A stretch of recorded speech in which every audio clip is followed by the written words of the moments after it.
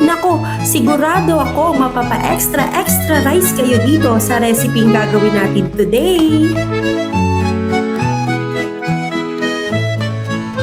Tara at magluto tayo ng sinaing na tulingan.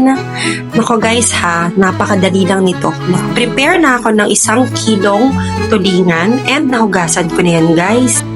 At syempre, gagamitan natin yan ng pressure cooker para hindi umabot ng 2 hanggang 3 oras ang pagluluto.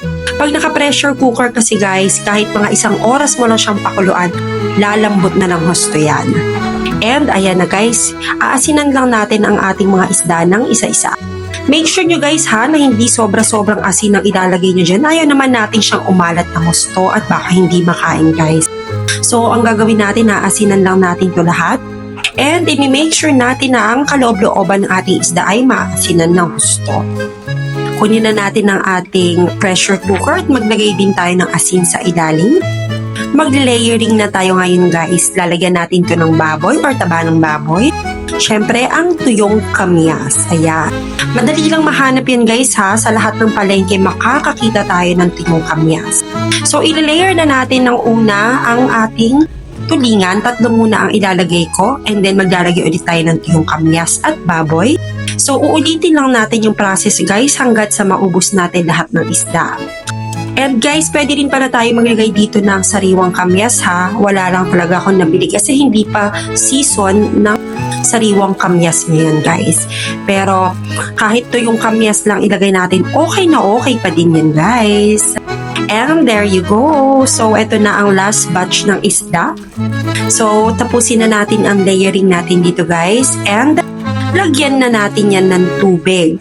Okay? So, ang tubig na lalagay natin guys, make sure nyo ha, na hindi sobrang konti at hindi rin sobrang dami ang ilalagay ng tubig. Make sure na level lang siya sa isda natin kasi gusto nating mangyari dyan is magpatis siya. So, ayan. Ganyang tubig, ox na yan. So, ngayon, isalang na natin yan, guys. Ayan. So, isasalang na natin yan sa pressure cooker. So, once tumunog na siya, pwede nyo na yung iwanan kahit mga 1 hour. Pero, i-check nyo yan every time, guys, ha, kasi hindi siya pwedeng matuyuan. So, pag natuyuan siya, ayan, katulad niyan, okay naman, di naman siya natuyuan. So, isasalang natin siya ulit at hihintayin na lang natin yung maluto. And, there you go guys! Luto na ang ating sinaing na tulingan. Naku, ayan, napakabango niya guys. Ganyan ang ini-aim natin guys. Nagpatis na siya and tignan nyo naman. Sabi ko sa inyo guys, pag kinagat nyo yan, kain pati tinik sa sobrang lambot niyan guys. Napakadali lang pating gawin yan guys. And grabe sa sobrang bango, nagugutom na ako. Tara, eating na tayo! Ayan, naku, nakakatakam talaga siya guys. Oh, nako, best served with tomatoes yan guys, kamatis at sili. At syempre, mainit na kanin.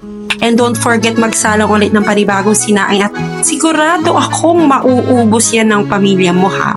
Kaya what are you waiting for? Try nyo na rin tong recipe to. Napakadali, napakasimple at napakasarap. And of course, don't forget to like, subscribe, and share. Bye guys!